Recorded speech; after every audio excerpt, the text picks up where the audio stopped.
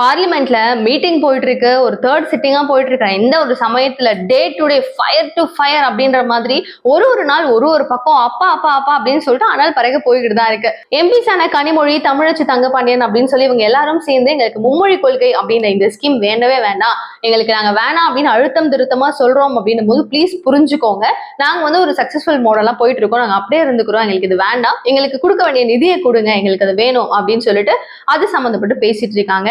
இன்னும் எது தேவை, எது சரி, எது தப்பு அப்படின்னு சொல்லிட்டு அங்க ஒரு விவாதம் போய்கிட்டே இருக்கும்போது தர்மேந்திர பிரதான் ஒரு திடீர்னு வந்துட்டு நீங்களாம் காட்டுமிராண்டித்தனமா பண்ணிட்டீங்க அப்படின்னு சொல்லிட்டு ஒரு வார்த்தையை சொன்னாரு. லைக் இது வந்து மும்மொழி கொள்கையை நிறைய மக்கள்கள், நிறைய பீப்புள்ஸ் எல்லாம் நிறைய ஸ்டூடெண்ட்ஸ் எல்லாம் கத்துக்கும் போது அவங்களுடைய லைஃப் ஸ்டைலோ இல்ல அவங்களுடைய வாழ்க்கை தரமோ மாறும். அதை வேண்டான்னு தடுக்கிறது காட்டுமிராண்டித்தனமா இருக்குது அப்படின்ற மாதிரி ஒரு விஷயத்த அவர் வச்சிருந்தாரு. பட் இது வந்து வேற மாதிரி எல்லாம் போய் அப்படியே சொல்லிக்க வேண்டியதான். ஸோ அந்த மாதிரிலாம் போயிட்டு இருக்கு. ஸோ இந்த இஷ்யூ வந்து பாத்தீங்க அப்படின்னா ஒரு சைக்கிளா தொடர்ந்துகிட்டே தான் இருக்கும். இந்த நிலைமையில நான் பண்ணது சாரி, நான் தெரியாம பண்ணிட்டேன் அப்படின்னு சொல்லிட்டு அதை வந்து வித்ட்ராவும் பண்ணிக்கிட்டாரு அவர் சொன்ன வார்த்தைகளை.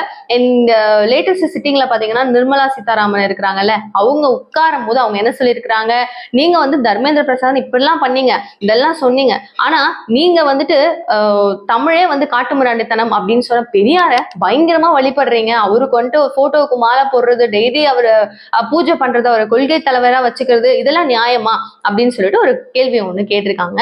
அவங்க கேட்ட கேள்விக்கு அங்கேயே நிறைய பேர் வந்து அப்படியே பறந்துட்டாங்க, டென்ஷன் ஆயிட்டாங்க, நீங்க யாருங்க அதெல்லாம் சொல்றதுக்குன்ற மாதிரி போயிடுச்சு. சோ டிவிகே தலைவர் விஜய் இருக்கிறாரு இல்லையா, அவரும் தெளிவா கேட்கிறாரு, சோ நிர்மலா சீதாராமன் அவர்களே, நீங்க வந்து உண்மையாவே அவர் பெரியார் அவர்கள் காட்டுமரணத்தனமான ஒரு மொழி வந்து தமிழ் அப்படின்னு சொன்னதை நினைச்சு வருத்தப்படுறீங்களா? அப்படி பண்ணீங்கன்னா எதுக்காக தமிழகத்துக்கு மும்மொழி கொள்கை தேவை அப்படின்னு சொல்லிட்டு நீங்க எடுத்துட்டு வந்து கொடுக்குறீங்க? அது அவசியமே இல்லையே, நீங்க ஏன் எங்களுக்காக கொடுக்குறீங்க அப்படின்ற மாதிரியும் கொஸ்டின் கேட்டிருந்தாரு.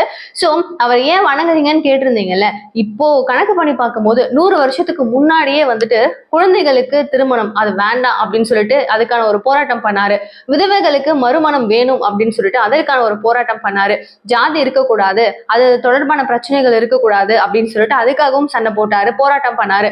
இவ்வளவு விஷயங்கள் அவர் பண்ண காரணத்தினாலதான் இப்போ நாங்களும் கொள்கை தலைவர் அப்படின்னு சொல்லிட்டு அவர் வணங்கிட்டு இருக்கோம். அது மட்டும் இல்லாம இப்ப பாராளுமன்றத்திலேயே வந்து உங்களுடைய இஷ்யூஸ், உங்களுடைய பிரச்சனையை மூடி மழுப்பி பூசி அப்படியே மொழுகிறதுக்கு எங்களுடைய பெரியார் தான் தேவைப்படுறாரு இல்லையா அப்படின்னு சொல்லி கேட்கிறாரு.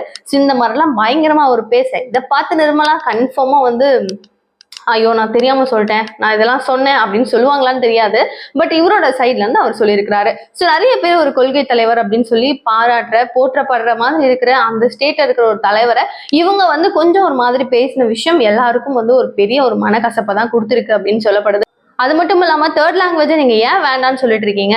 இப்போ கொரோனா டைமுக்கு அப்புறம் பார்க்கும்போது தமிழகத்துல கரெக்டா வந்துட்டு 3வது படிக்கிற ஒரு பசங்க ஃபர்ஸ்ட் ஸ்டாண்டர்ட் புக்கு கொடுத்து படிங்க அப்படின்னு சொன்னா ஒழுங்கா படிக்கிறது இல்ல.